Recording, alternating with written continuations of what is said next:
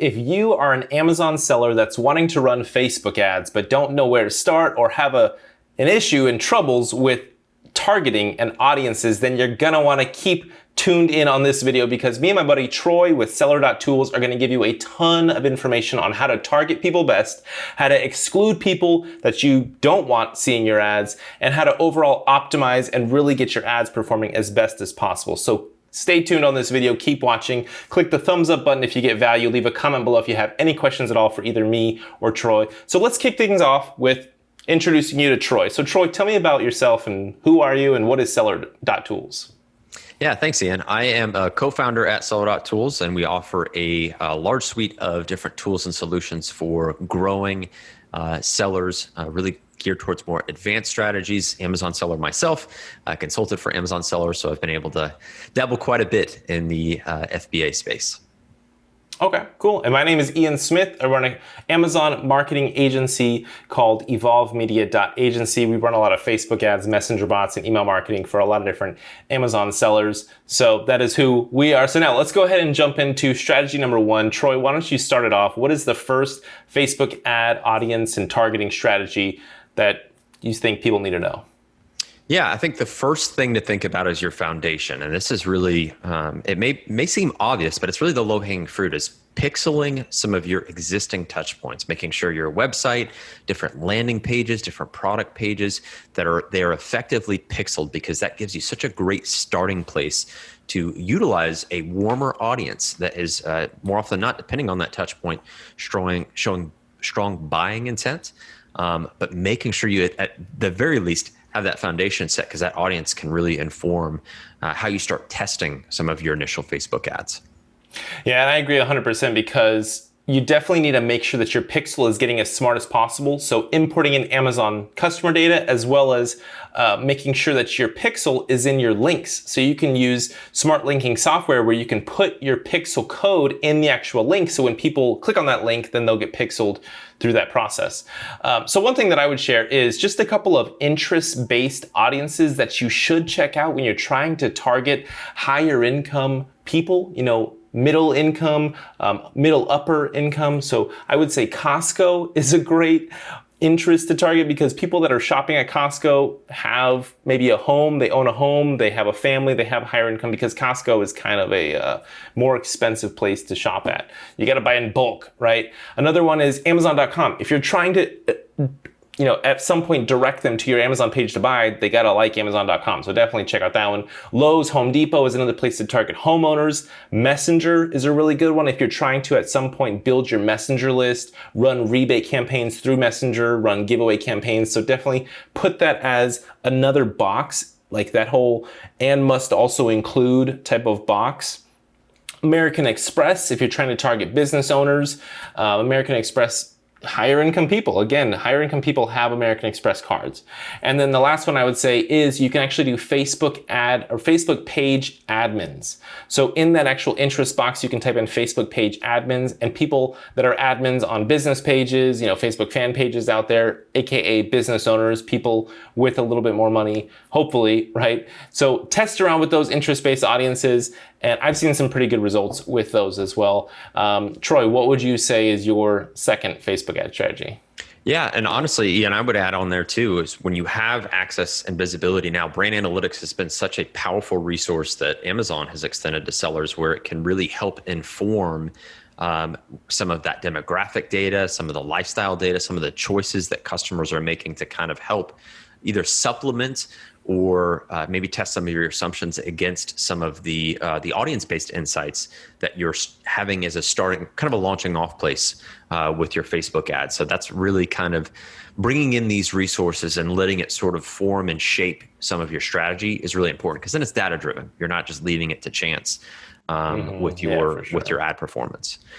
So number two, and this is really more of an analogy, a way of kind of thinking about how you're approaching your Facebook ads and really any other ad strategy. What's great about Facebook ads is that you have so much control, whether what audience you include or exclude in your Facebook ads. And so what's important for sellers to be thinking about is how they are tagging and attributing customers. And of course, what we do at Seller Tool is a focus on ManyChat.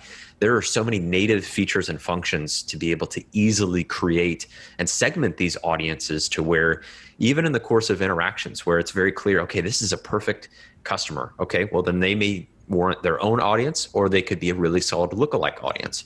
Or as we know in those course of those interactions and those exchanges, it may be a less than ideal customer. Well, that's somebody you may not want to serve up a enticing offer to or engage with further. So making sure that tagging, that attribution, that segmenting, a tool like ManyChat, which is a prime tool for Amazon sellers right now, allows you to leverage and make it that much simpler on the Facebook ad side. And then the snowball really comes into effect because when you're utilizing that to great effect, you really can build these really solid audiences because you see who's enticed by your offers, who's a great customer, and then continue to engage with them or someone similar to them with a lookalike audience.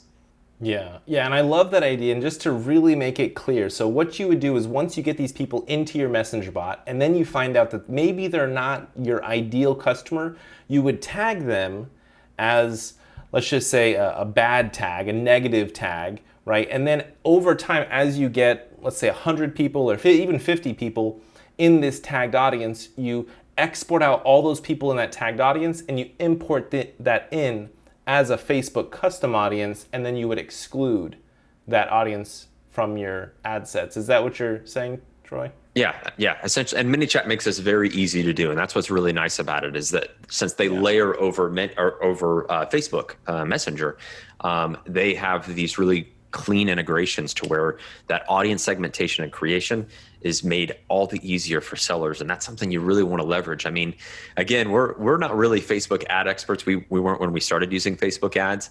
So we even still like to create Facebook ads in ManyChat, which is kind of a more, let's say, restricted environment, but it makes it easier and it's simpler to set up and get that snowball rolling, right? Yeah, and I've tested around a little bit, like very minorly with the ManyChat Facebook ads. I wasn't too impressed, to be honest, but it's also because I'm so used to the ads manager that like it's gonna be hard for me to make that switch to building out my ads in ManyChat. But one thing I wanna say, adding on to your brand analytics point that you made a little bit ago is you definitely want to be reviewing your past data. And how I do this is I use the breakdowns. So in the ads manager, in the breakdowns little drop down kind of on the right side of the screen, you can click on breakdowns and you can look at age and gender and look at all your different campaigns, either on the campaign level, the ad set level, or the ad level.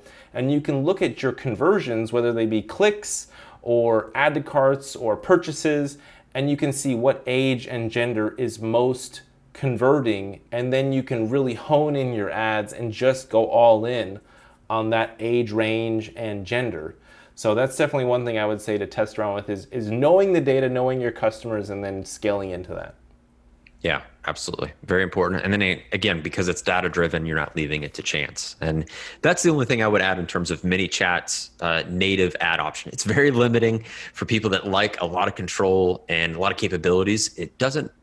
It probably leaves a little bit of room for improvement there, but it lets you get started in the process. And that's really the beauty and what I would encourage sellers to think about is, hey, how can I get started with this? How can I get that snowball rolling, learn, iterate, let data inform the decisions, and then your audiences really get refined over time. Awesome. Yeah. So what would you say, Troy, what's that last strategy that you would say is like must know, everybody needs to at least know this last thing?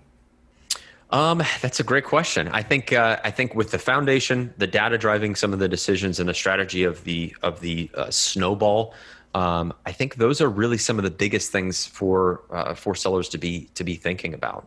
There are so many arms reach data and solutions to be able to really help refine that.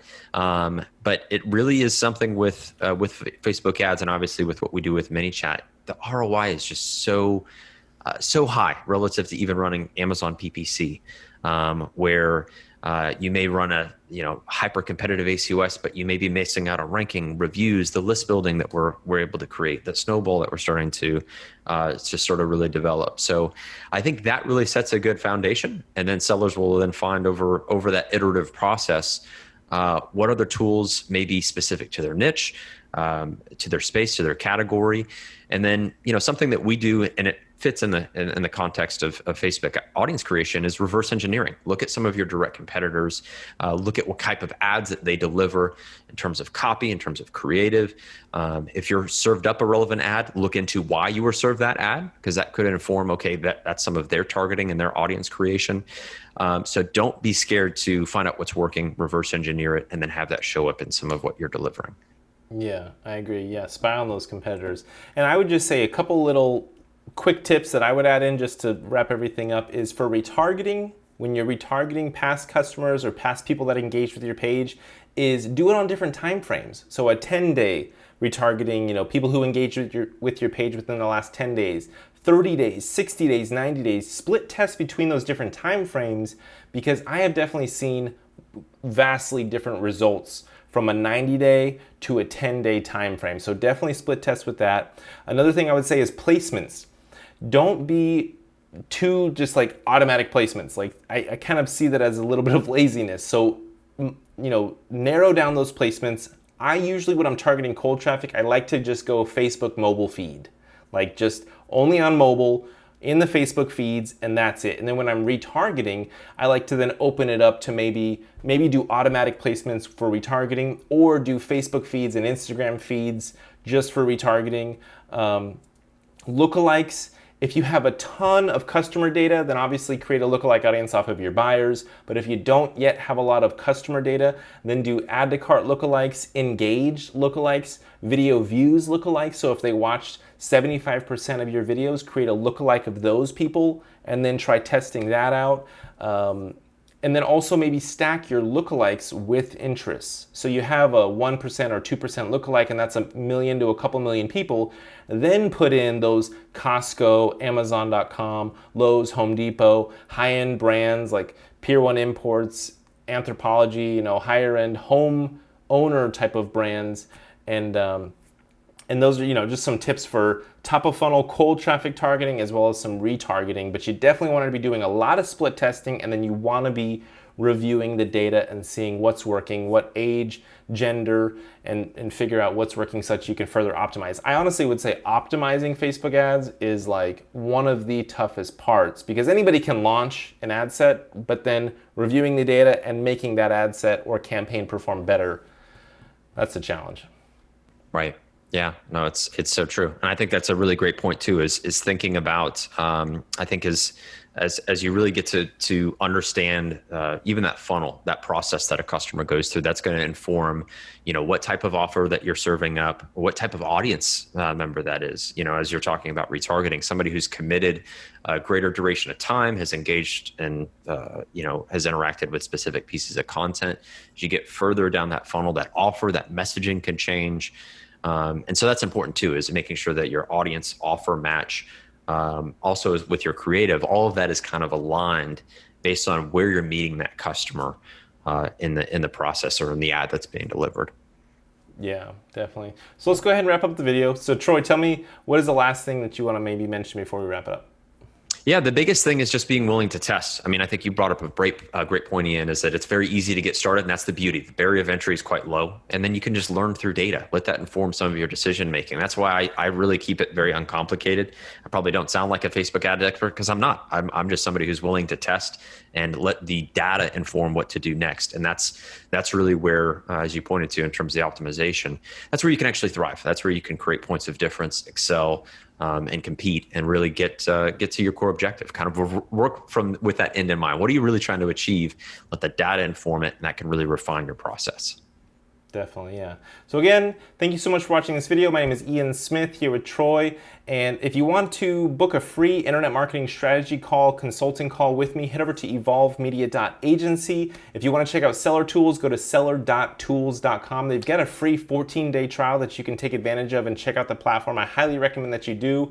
I use Seller Tools. I use it a lot for my clients, so I definitely recommend going to seller.tools, checking out what all that can do for you if you're an Amazon seller and you're not leveraging that kind of tool yet. Thank you again for watching, and we'll see you in the next one.